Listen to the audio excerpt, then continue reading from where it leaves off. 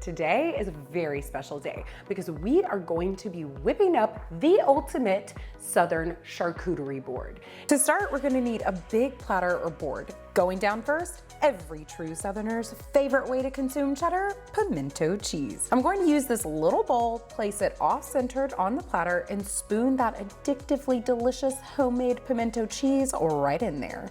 This is gonna kick off our savory side of the platter. The star of the show over on the sweet side is a 100% staple at Southern potlucks, cream cheese and pepper jelly. To assemble it, you'll need a block of cream cheese. Just plop it over on the platter opposite the side of the pimento cheese. Now, pepper jelly, you can use green or red.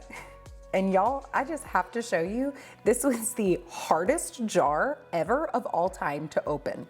I really and truly thought this was gonna be the end of the video, but it just goes to show, never give up. Always keep trying, and one day you will succeed. Okay, add a couple of spoonfuls right over the cheese. Bring in some candied jalapenos for some sweet heat. This jar was much easier to open, by the way. Add a few forkfuls right over the top. And now we're gonna add some yummy pickled goodies, bread and butter pickles, pickled okra, and jalapeno stuffed olives. Pickles are going down on the sweet side and okra and olives on the savory side of the platter.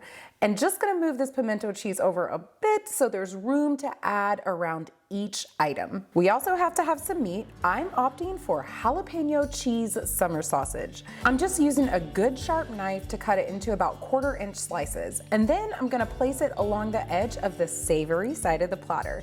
This is where a platter with a bit of a lip will really come in handy. Now's a good time to add a little more cheese. I'm going to use this cheese knife with the holes in the side to cut some nice clean slices of pepper jack. The holes actually keep the cheese from sticking to the blade of the knife, and it totally works. And then I'll just place these right next to the sausage, again along the edge of the platter. Okay, let me turn it around and show you what we're working with so far. Do you like it? Y'all tell me what you think in the comments below. Let's throw a couple fruits and veggies in for our healthy friends. I know.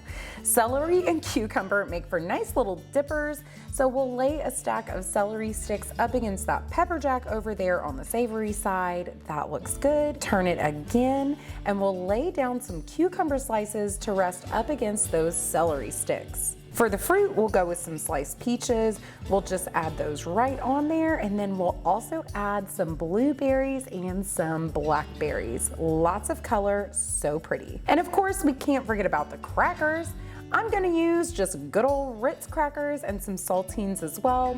Because the crackers are so lightweight, it really works well to add them onto a snack board toward the end.